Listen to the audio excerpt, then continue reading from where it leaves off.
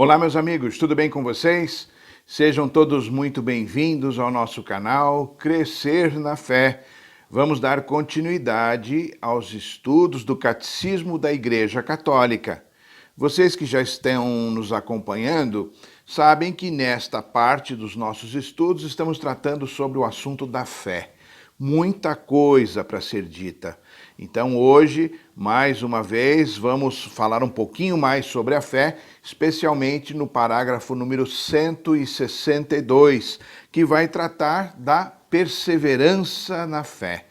Então você é nosso convidado a permanecer conosco e desfrutar dessas maravilhas da nossa fé católica. Vejam vocês que ainda temos uma longa caminhada pela frente até tratarmos de todos os aspectos da nossa fé católica, sobre os artigos do credo, sobre a criação, sobre a salvação, olha, muita coisa. Então vamos devagarzinho, com calma, sem pressa, a gente vai batendo esse papo todas as semanas e levando até você esses estudos que de maneira simples, de uma maneira acessível, vai permitir que a gente conheça um pouco mais daquilo que Deus nos dá, daquilo que Deus planejou para todos nós. Você é nosso convidado a ficar conosco. Se você ainda não se inscreveu no nosso canal, olha, vai ser muito bom se você puder fazê-lo. Da mesma forma, acione o sininho para que você receba as notificações sobre os lançamentos do nosso canal. Todas as semanas tem lançamento, tem vídeo novo e você não pode perder, não é verdade? Então acione o sininho e se você gostou desse nosso trabalho, dê aí o seu positivo e divulgando esse trabalho com a sua rede de contatos também vai ajudar a que mais pessoas conheçam a fé católica, mais pessoas conheçam a Deus e nos ajude também nesse trabalho de evangelização, tá bom? Então nós vamos agora rodar a nossa vinheta e na sequência voltamos para falar sobre a fé no artigo número 162 do Catecismo. Até já!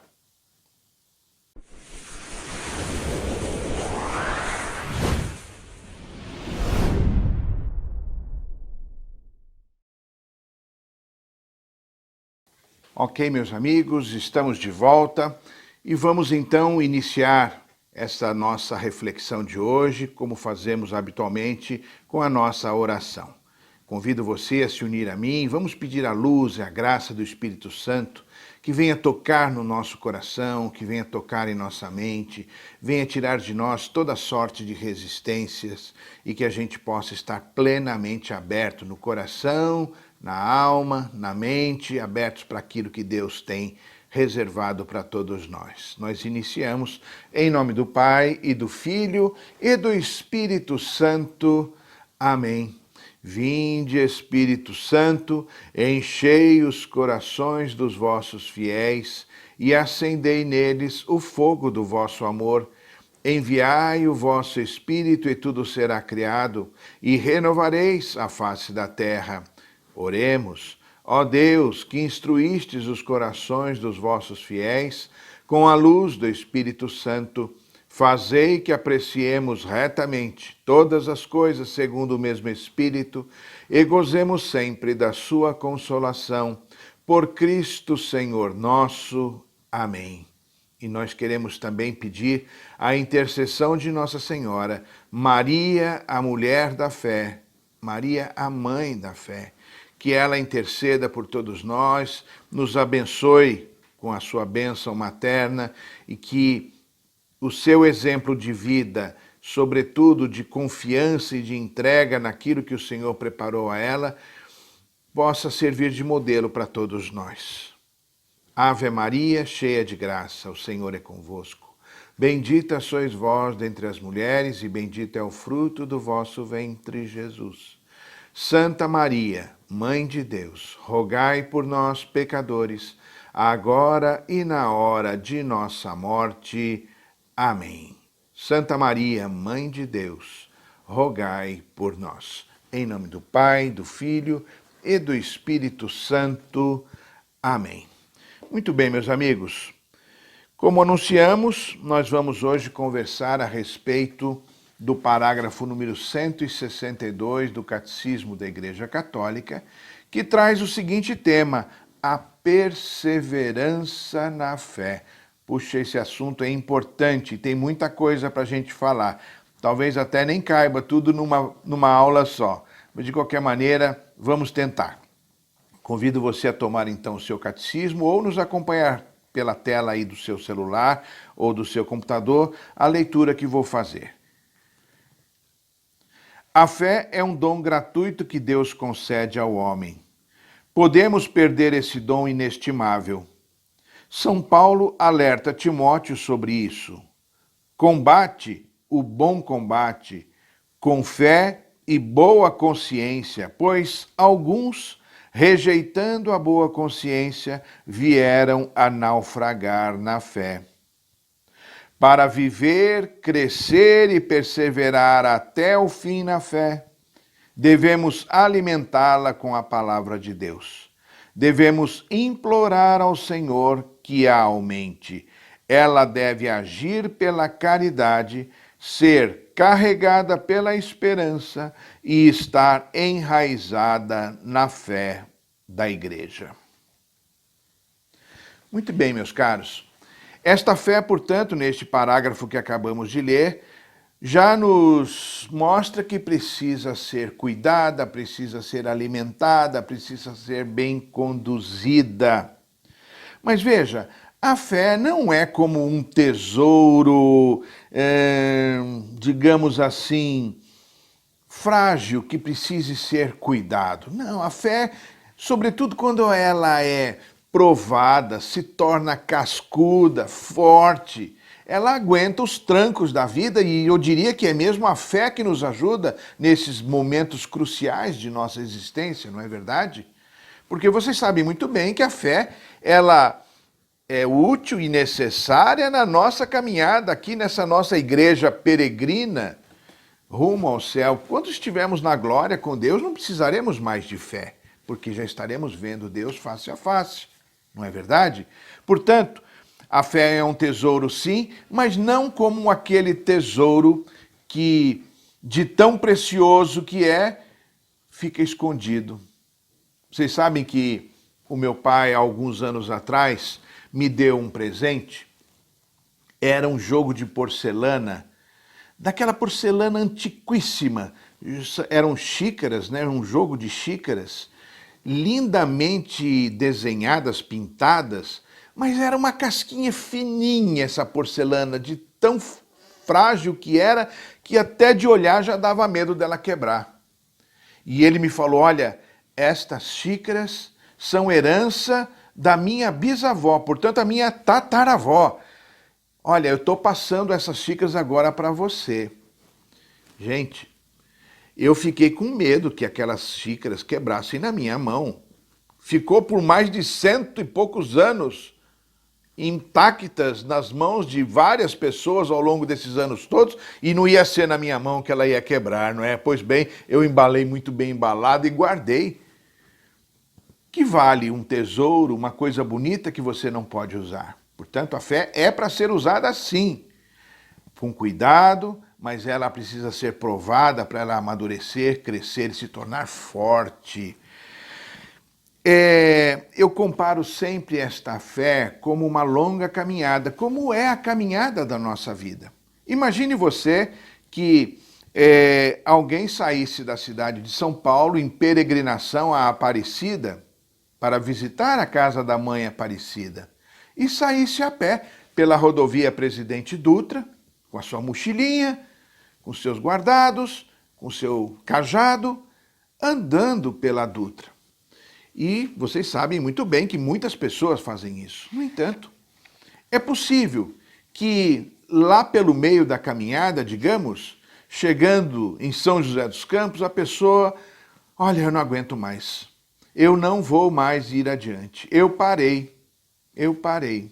Vejam, a pessoa se preparou por uma longa caminhada, ela tinha uma meta, ela tinha um alvo, ela tinha um objetivo, que era chegar à Aparecida.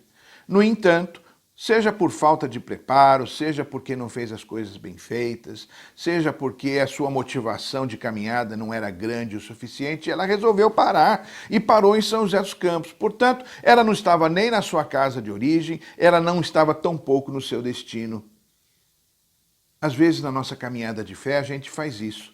A gente se lança a caminhar na direção a Deus, na nossa caminhada de fé, e tantas vezes, por despreparo, porque demos ouvido a tantas coisas do mundo, nós paramos no caminho e desistimos da caminhada.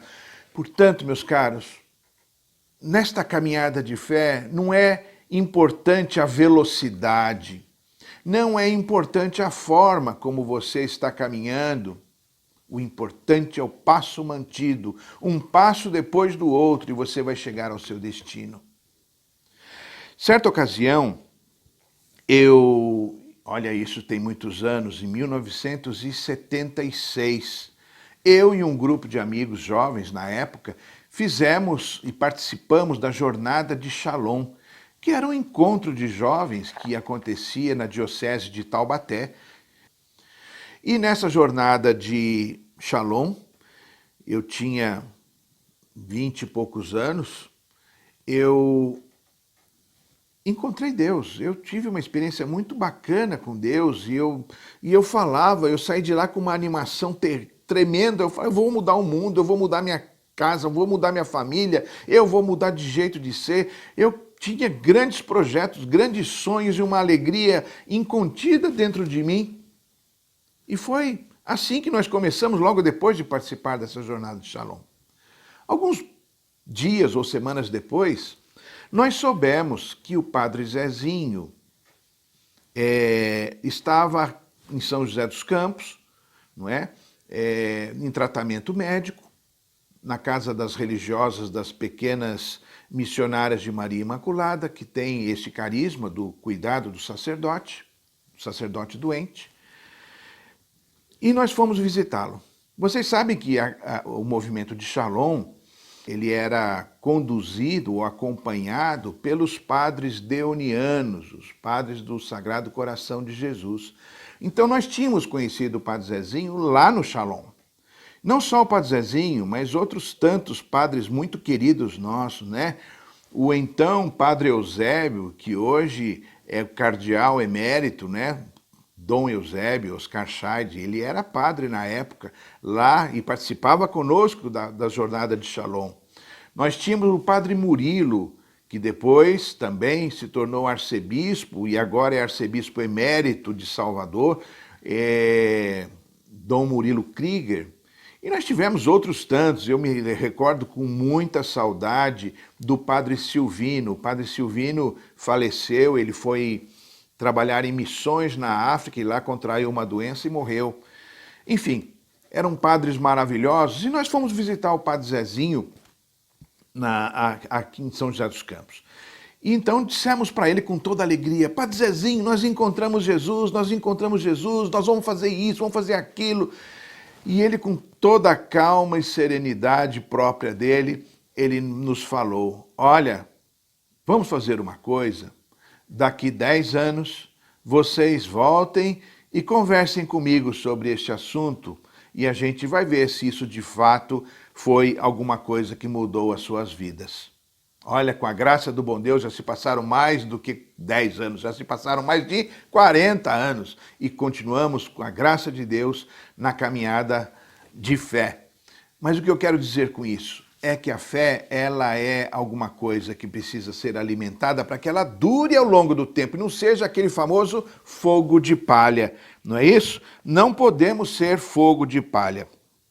Vocês, provavelmente, assim como eu, conhecem pessoas que abandonaram a fé, não é isso?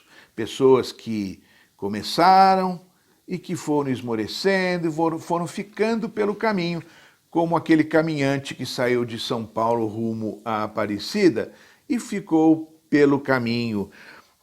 Como São Paulo falou, nada pode nos separar do amor de Deus, gente. Nada pode abalar a nossa fé, ou pelo menos não deveria. Nem a tristeza, nem a solidão, nem as tempestades, nada, nem mesmo o pecado pode nos afastar do amor que Deus tem por nós. Portanto, de nossa parte, nossa contrapartida, nós somos convidados a permanecer firmes porque nós sabemos em quem nós depositamos a nossa confiança, é no nosso Senhor, e então nós não podemos esmorecer, a nossa fé tem que ter este passo mantido até o fim dos nossos dias. Na primeira carta de São João, no capítulo 2, nós encontramos esta seguinte passagem que fala muito sobre esta perseverança e esta nossa permanência em Deus. Que permaneça em vós o que tendes ouvido desde o princípio. Se permanecer em vós o que ouvistes desde o princípio, permanecereis também vós no Filho e no Pai. Eis a promessa que ele nos fez, a vida eterna. Portanto, nós não estamos tratando de fazer um esforço para ganhar um jogo de porcelanas. Não estamos fazendo um esforço para ganhar um carro novo.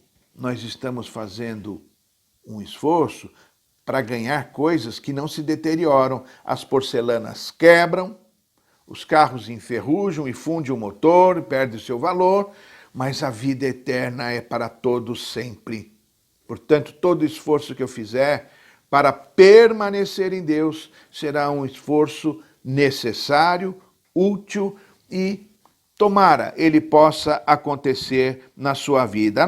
A nossa meta, portanto, é a vida eterna. Se a gente tiver uma meta pequena, nós vamos fazer esforços pequenos.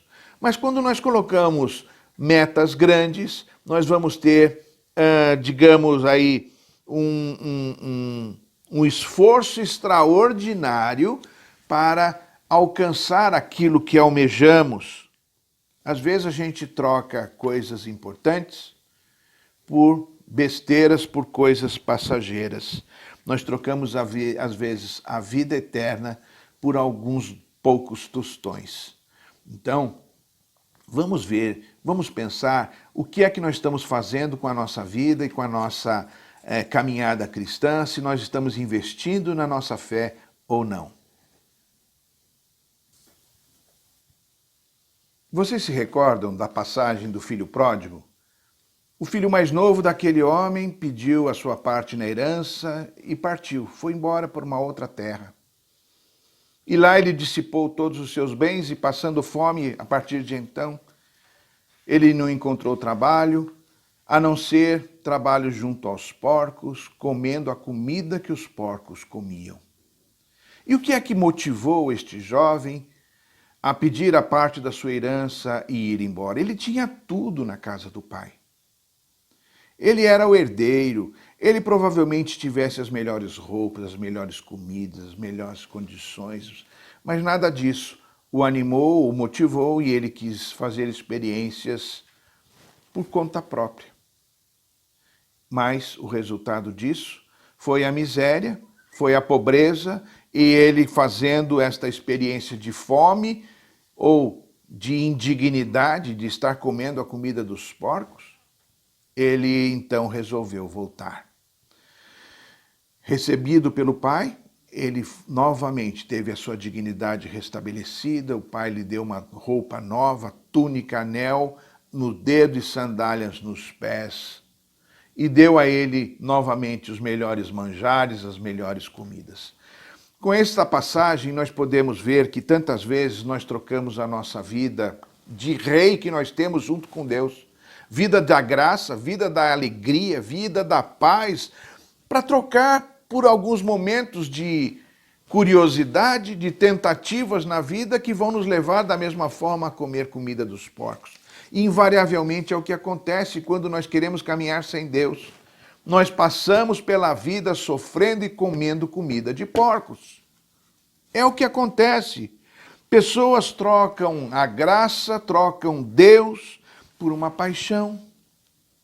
Pessoas trocam a fé, trocam a vida com Deus por prazer ou por dinheiro. Trocam a fé pelo sucesso, pela fama. Trocam a fé por poder. Trocam a fé porque são incapazes de perdoar e preferem se manter no seu orgulho do que dar o braço a torcer e pedir perdão à pessoa e, sobretudo, a Deus. Enfim, a nossa vida de pecado, a nossa concupiscência, às vezes, nos arrasta para fora do plano de Deus. E nós sabemos que é a fé quem nos enraiza na vida com Deus. Por isso que é importante nós investirmos na nossa fé, porque é ela que vai nos garantir a fidelidade. Fidelidade vem da palavra fé. Quem tem fé é fiel. Percebem vocês? Então, outro dia eu brinquei com um amigo meu, palmeirense roxo não, verde, né? Palmeirense verde. Falei para ele brincando, escuta meu amigo, você toparia mudar de time, quem sabe passar a torcer pelo Corinthians? Ele nem pestanejou, de pronto brigou comigo. Imagine, Ronaldo, você tá louco? Ai, você vê como é que funciona? Nessas questões as pessoas nem pensam para dizer eu sou fiel àquilo que eu acredito. Eu não preciso nem pensar duas vezes para responder para você. E por que com Deus não é assim? Às vezes nós colocamos as coisas de Deus no mesmo patamar do nosso time de futebol, colocamos Deus no mesmo patamar das nossas outras crenças que nós temos no mundo, no nosso trabalho, na nossa família, nos nossos amigos, nos nossos relacionamentos, enfim, nos nossos lazeres, enfim. Mas Deus não está nesse mesmo patamar. Deus está acima de tudo e de todos, acima de nós próprios. E Ele, então, é como esse grande guarda-chuva que protege tudo e abençoa a todos e é a nossa referência para a nossa vida. Então, não podemos colocar nesse mesmo patamar. São Paulo, novamente citando São Paulo, fez uma grande afirmação conhecida por todos. Combati o bom combate. Completei a carreira, guardei a fé. Ou seja, ele passou por muitas coisas, sofrimentos, perseguições, prisões, chicotadas e tantas coisas mais, mas ele se manteve firme e recebeu a coroa da glória por ter sido fiel até o fim. Nós passamos nesse nosso combate de nossa vida também por situações dessa natureza, de sofrimento, de dores, de perseguições. Ultimamente a gente vê a igreja e os cristãos sendo perseguidos barbaramente. Eu queria, antes de terminar, só ler um trecho do Evangelho de São João, no capítulo 15, que nos diz muito sobre esta nossa permanência e perseverança em Deus.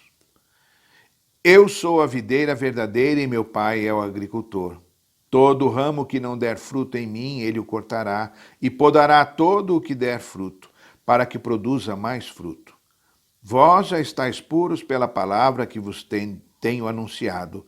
Permanecei em mim e eu permanecerei em vós.